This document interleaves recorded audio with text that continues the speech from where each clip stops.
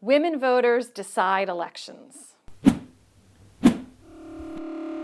When we look back at the 2020 presidential election results, we are going to see that women, in particular, are going to be crucial to deciding the winner of the presidential election.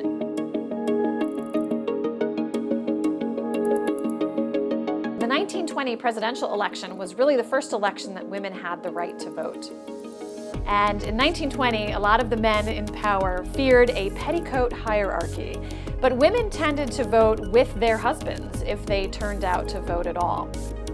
It took 60 years for there to be an actual gender gap in voting choice.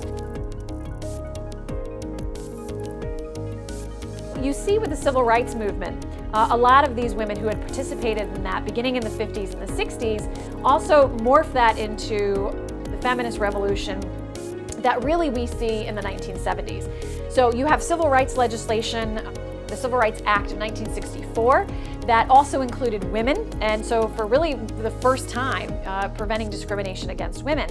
So women were entering the halls of colleges and law schools and medical schools and sort of getting out of the home.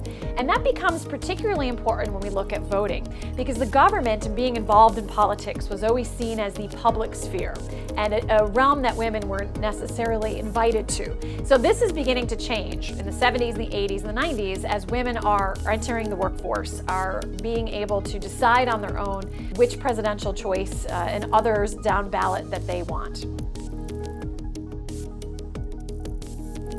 When you look at the women voters and you look at the presidential campaigns and which women the campaigns are targeting, the fact that they really understand that women voters decide elections, I think is something that the suffragists in 1920 that celebrated the passage of the 19th Amendment and women being able to vote are finally seeing some of these differences play out.